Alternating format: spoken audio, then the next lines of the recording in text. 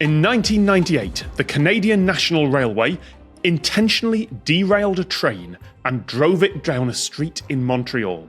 It was removed after a few days. Why? I'll give you that one more time. In 1998, the Canadian National Railway intentionally derailed a train and drove it down a street in Montreal. It was removed after a few days. Why? And I will add, I have no idea how I'd never heard of this before. This is so much down my alley. I can't believe I'd never heard of it. It must be for some like fair or festival because it was there for a few days. And it must have been like some sort of historic train or some train of particular importance for some reason. Another thought I had was like, was a movie being filmed or TV show being filmed and they needed the train as a prop? That could very well be the case too. That feels like a very Tom Scott thing. Wait, hold on. Talking about that or actually somehow getting a train to be a prop? It's both. I genuinely tried not to do too much about trains when I was doing weekly videos because there are so many train stories and then you just become known as the train guy. There's a lot of train guys out there. Thomas, the train guy, come on. It's right there for you. Oh, damn. Just start a brand new channel, just like Tom loves trains. Tom's Trains. Tom's Trains, and just lean into it. Okay. Well, we didn't get too much reaction from those guesses, so I don't think they were super close. No, unfortunately not the right paths to be going down. Yeah, it's going to be unique. Would there be like a safety reason? Like, you know, maybe the train was already on those tracks, but it needed to like be derailed and the only place to take it was the street because there's some like emergency repair that needed to be done on the tracks or something like that? I still feel like they're showing it off. Like, come look at our in the interior of our train and for this display. They drove it down the street. So, like, if it was a safety reason or something, it could just be that the street, you know, like planes will try to crash land on streets sometimes just because it's like a straight open pathway. So it could have been derailed to a street just because it was like the only option. If there was some sort of emergency situation, and the reason it took 3 days is because like that could just be how long it took to resolve the issue. Oh, you can't drive a train down the street when it's derailed. It's on something. Something else is driving it. Well, they probably put it on some like pulley system, some like different like wheeled contraption to because they wouldn't roll the metal rollers on the. They actually did roll the metal rollers on the street, about 1,000 feet, gouging deep tracks as it went. Wow. Okay, that makes me think it was some sort of emergency. It wasn't.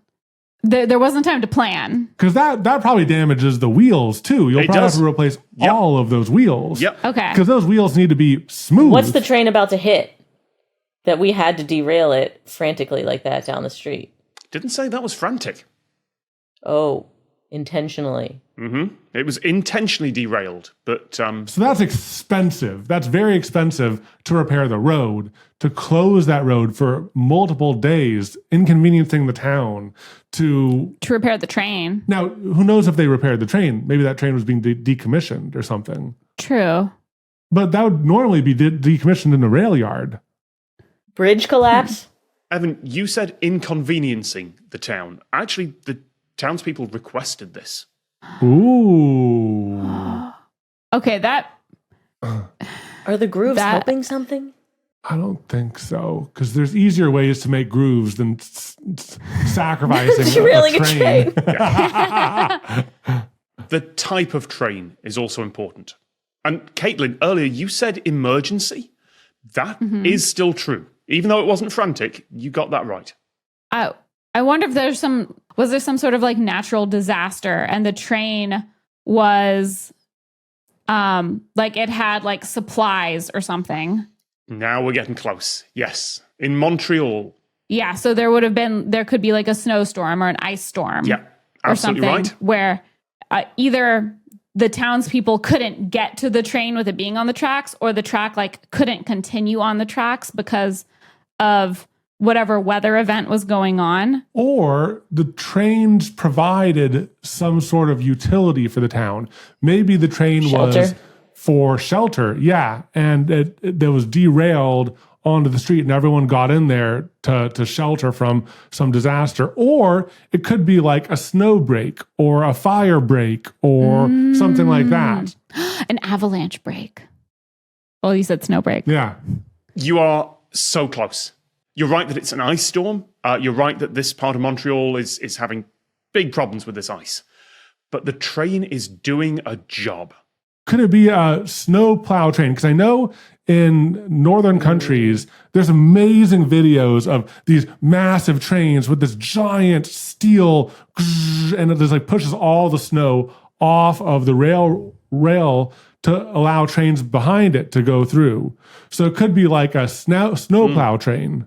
No, Staying in the town sounds like it's important. Oh, absolutely. Water. Is it carrying water? No, but you Is it carrying fuel and it was like fuel to resupply the town? Or it could be like rock, so it's just Oil, really heavy. yeah, something. So like it's more sturdy. It was a diesel train, not an electric train. So people were siphoning fuel from it to heat the town. No. So close. We're so The close. train's on and it's heating and melting things around it. And Well, yes, the train is on. What else might it be able to do? Because a diesel Provide train... energy. Keep going, Evan. Okay, so the town was there's a blizzard and the town lost power. The train derailed intentionally, and then the town hooked up to the train's power source to give the town energy during this emergency. Yes, a diesel train like this one is basically just a giant generator that runs off diesel. So this is 1998. The Montreal suburb of Boucherville experienced an ice storm, knocked out the electrical grid. Diesel electric locomotives are essentially a large, powerful electric generator that runs off diesel fuel. So Canadian National drove a suitable loco to the nearest train station. A crane took it off the track, and then they rolled it down the street and hooked it up to the nearby municipal buildings with cables, and it provided 375 kilowatts of power from its diesel generator until they could get the grid back. Wow. Dang, that's impressive. That shows community coming together, you know? That's a really positive story. I like that. You know, because I'm sure it was a lot of cleanup and pain and hassle afterwards. Yeah. My gosh. Because that's a lot of repair. It's an enormous amount of repair, an enormous amount of everything, but it kept the population going for the few days they needed it. The Lateral book is out now. Just click on the link to get your copy.